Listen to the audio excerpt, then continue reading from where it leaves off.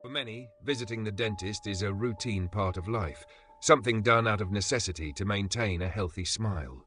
But beneath the bright lights of the dental chair and the reassuring presence of a professional lies a world of potential risks that patients may not always consider.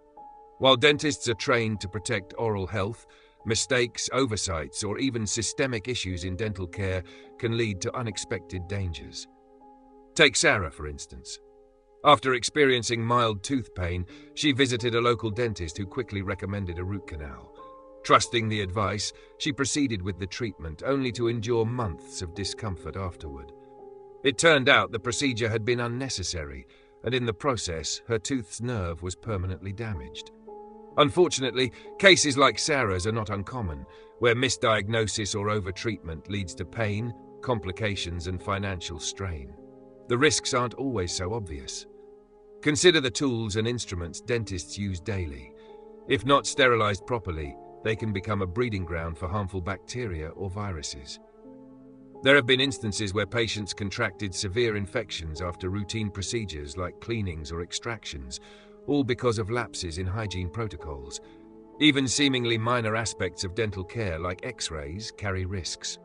John, a long-time patient at a busy dental clinic, noticed he was being sent for X-rays almost every visit. Over time, he began to wonder about the cumulative effects of radiation exposure. Although each session's radiation is minimal, repeated exposure without proper precautions can add up, potentially increasing health risks. Beyond physical dangers, there are emotional ones too. Lisa, a young woman with a lifelong fear of dentists, recalls how a rushed and poorly communicated procedure left her traumatized. The pain she endured wasn't just physical. It created an anxiety so strong that she avoided dentists for years, allowing minor issues to spiral into major ones. Even the materials used in dental care can present hidden dangers. Amalgam fillings, for example, contain mercury, and while they are generally deemed safe, debates about potential toxicity persist. Patients like Mark, who developed sensitivity after a poorly placed filling, often wish they had been given clearer information about their options and the risks involved. In the quiet suburbs of Pennsylvania, Craig Chartoux was a trusted pediatric dentist, revered by many as a compassionate caregiver. His office was a safe space for parents and children alike, a place where smiles were brightened and teeth were cared for. Parents flocked to his practice, confident that their children would receive the best treatment possible. Little did they know, the dentist they trusted was hiding a monstrous secret behind his kind smile.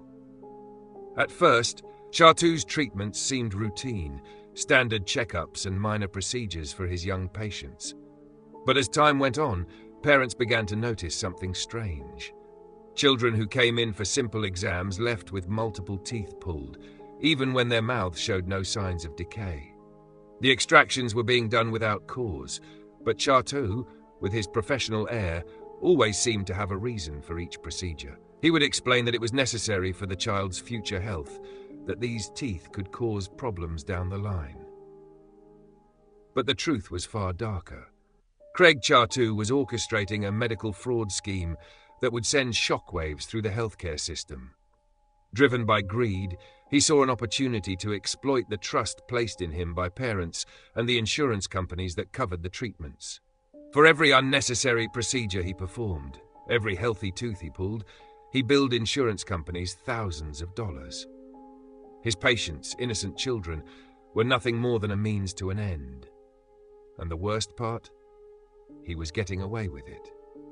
Parents, initially reassured by his calm demeanor, started to question the necessity of the treatments after seeing their children suffer. Some even took their children to other dentists, only to discover that their child's teeth were perfectly healthy, teeth that Chartoux had removed for no reason at all.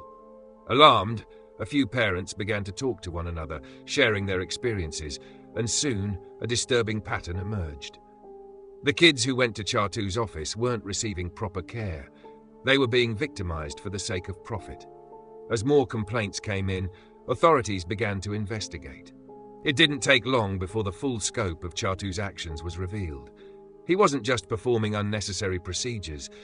He was deliberately hurting children, extracting healthy teeth, and forging documents to submit fake insurance claims. It became clear that the trusted dentist had been using his position of power to defraud insurance companies and line his pockets, all while leaving his young patients with lifelong consequences. When Chatu was finally caught, the public was stunned. He admitted his crimes, acknowledging that he had carried out the unnecessary extractions and surgeries solely for the purpose of collecting more money from insurance claims. His defense was a feeble attempt to justify his actions, claiming that financial struggles and pressure led him to make such terrible choices. But the court wasn't swayed. The damage had been done, and the harm he inflicted on innocent children could not be undone. At his trial, Chatu was convicted of multiple charges, including fraud, abuse, and medical malpractice. He was sentenced to years in prison, and his dental license was permanently revoked. But for the families affected, the damage wasn't just legal, it was emotional and physical. Many of the children who had been harmed by Chatu would carry the scars of his actions for years to come. Some would need years of restorative dental care, while others would struggle with the trauma of knowing that the person they trusted most had betrayed them. As the case unfolded, it sparked a broader conversation about the dangers of unchecked trust in healthcare professionals. The public was horrified to learn how easily a trusted professional could manipulate a system meant to protect people.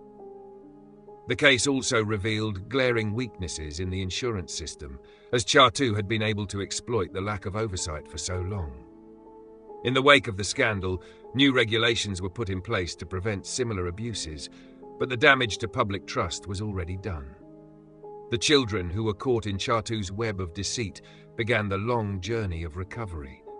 They had been robbed of their childhoods, their smiles marred by unnecessary surgeries, and their trust shattered. Some would need years of therapy, both dental and emotional, to heal. For many of them, the scars of this traumatic experience would last a lifetime. In the end, the case of Craig Chatu is a tragic reminder that not all who wear the mantle of care are deserving of it.